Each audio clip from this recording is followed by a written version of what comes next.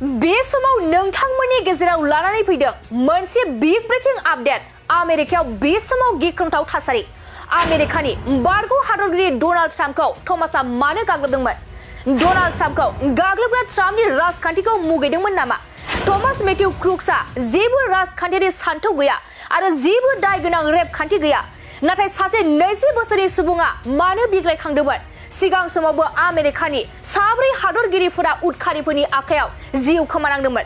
नंगौ, आमेरिकानि बारग' हादरगिरि डनाल्ड ट्राम्पखौ थाखोनि बयनिख्रुइबो गुरैसिन फरायसाया गाग्लोबदोंमोन। थमास मेथ्यु क्रुक्सआ 20 बोसोर बैसोनि सासे फरायसा।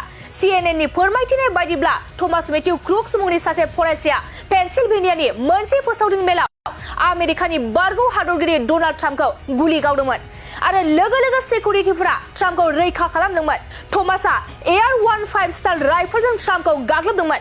मिथिनो मोननाय बायदिब्ला जाय राइफलजों ट्राम्पखौ गाग्लोबदोंमन बे राइफलआ आमेरिकायाव जोबोद मुंदांखा आरो बेनि बेसेना आमेरिकायाव $400 बांसिन होनना मिथिनाय जादों। नाथाय थमासआ डनाल्ड ट्राम्पखौ मा जाहोननि थाखाय गाग्लोबदोंमोन बेखौ दासिमबो मोनथिना मोननाय जायाखै।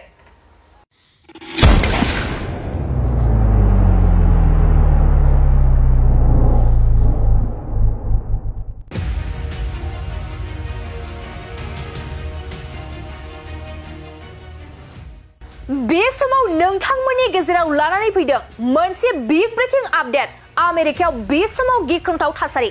आमेरिकानि बारग' हादरगिरि डनाल्ड ट्राम्पखौ थमासआ मानो गाग्लोबदोंमन? डनाल्ड ट्राम्पखौ गाग्लोबग्रा ट्राम्पनि राजखान्थिखौ मुगैदोंमन नामा? थमास मेथ्यु क्रुक्सआ जेबो राजखान्थियारि सान्थौ गैया आरो जेबो दाय गोनां रेपखान्थि गैया।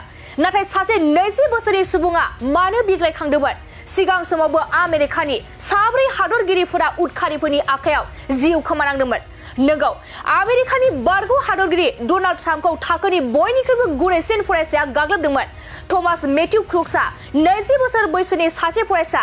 सिएनएननि फोरमायथिनाय बायदिब्ला थमास मेथ्यु क्रुक्स मुंनि सासे फरायसाया पेनसिलभेनियानि मोनसे फोसावदिं मेलाव आमेरिकानि बारग' हादरगिरि डनाल्ड ट्राम्पखौ गुलि गावदोंमन आरो लोगो सिकिउरिटिफोरा ट्राम्पखौ रैखा खालामदोंमन।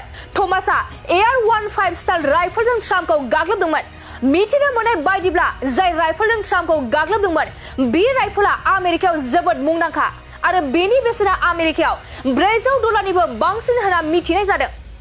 नाथाय थमासआ डनाल्ड ट्राम्पखौ मा जाहोननि थाखाय गाग्लोबदोंमोन बेखौ दासिमबो मोनथिना मोननाय जायाखै।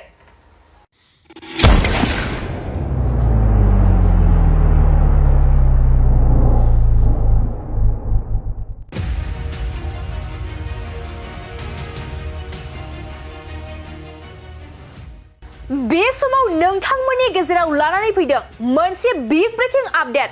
आमेरिकायाव बे समाव गिख्रंथाव थासारि। आमेरिकानि बारग' हादरगिरि डनाल्ड ट्राम्पखौ थमासआ मानो गाग्लोबदोंमन? डनाल्ड ट्राम्पखौ गाग्लोबग्रा ट्राम्पनि राजखान्थिखौ मुगैदोंमन नामा? थमास मेथ्यु क्रुक्सआ जेबो राजखान्थियारि सान्थौ गैया आरो जेबो दाय गोनां रेपखान्थि गैया। नाथाय सासे 20 बोसोरनि सुबुङा मानो बिग्रायखांदोंमन? सिगां समावबो आमेरिकानि साब्रै हादरगिरिफोरा उदखारिफोरनि आखायाव जिउ खोमानांदोंमन। नंगौ, आमेरिकानि बारग' हादरगिरि डनाल्ड ट्राम्पखौ थाखोनि बयनिख्रुइबो गुरैसिन फरायसाया गाग्लोबदोंमन। थमास मेथ्यु क्रुक्सआ 20 बोसोर बैसोनि सासे फरायसा।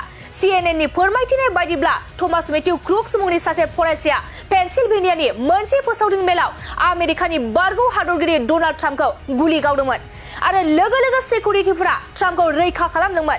थमासआ AR-15 स्टाइल राइफलजों ट्राम्पखौ गाग्लोबदोंमन। मिथिनो मोननाय बायदिब्ला जाय राइफलजों ट्राम्पखौ गाग्लोबदोंमन बे राइफलआ आमेरिकायाव जोबोद मुंदांखा आरो बेनि बेसेना आमेरिकायाव $400 बांसिन होनना मिथिनाय जादों। नाथाय थमासआ डनाल्ड ट्राम्पखौ मा जाहोननि थाखाय गाग्लोबदोंमन बेखौ दासिमबो मोनथिना मोननाय जायाखै।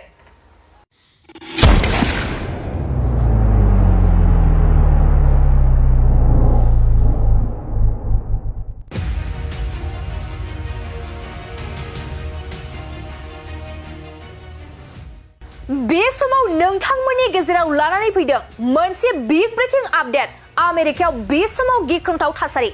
आमेरिकानि बारग' हादरगिरि डनाल्ड ट्राम्पखौ थमासआ मानो गाग्लोबदोंमन? डनाल्ड ट्राम्पखौ गाग्लोबग्रा ट्राम्पनि राजखान्थिखौ मुगैदोंमन नामा? थमास मेथ्यु क्रुक्सआ जेबो राजखान्थियारि सान्थौ गैया आरो जेबो दाय गोनां रेपखान्थि गैया। नाथाय सासे 20 बोसोरनि सुबुङा मानो बिग्रायखांदोंमन? सिगां समावबो आमेरिकानि साब्रै हादरगिरिफोरा उदखारिफोरनि आखायाव जिउ खोमानांदोंमोन। नोंगौ, आमेरिकानि बारग' हादरगिरि डनाल्ड ट्राम्पखौ थाखोनि बयनिख्रुइबो गुरैसिन फरायसाया गाग्लोबदोंमोन। थमास मेथ्यु क्रुक्सआ 20 बोसोर बैसोनि सासे फरायसा। सीएनएननि फोरमायथिनाय बायदिब्ला थमास मेथ्यु क्रुक्स मुंनि सासे फरायसाया पेनसिलभेनियानि मोनसे फोसावदिं मेलाव आमेरिकानि बारग' हादरगिरि डनाल्ड ट्राम्पखौ गुलि गावदोंमोन आरो लोगो सिकिउरिटिफोरा ट्राम्पखौ रैखा खालामदोंमोन। थमासआ AR-15 स्टाइल राइफलजों ट्राम्पखौ गाग्लोबदोंमन। मिथिनो मोननाय बायदिब्ला जाय राइफलजों ट्राम्पखौ गाग्लोबदोंमोन बे राइफला आमेरिकायाव जोबोद मुंदांखा आरो बेनि बेसेना आमेरिकायाव $400निबो बांसिन होनना मिथिनाय जादों। नाथाय थमासआ डनाल्ड ट्राम्पखौ मा जाहोननि थाखाय गाग्लोबदोंमोन?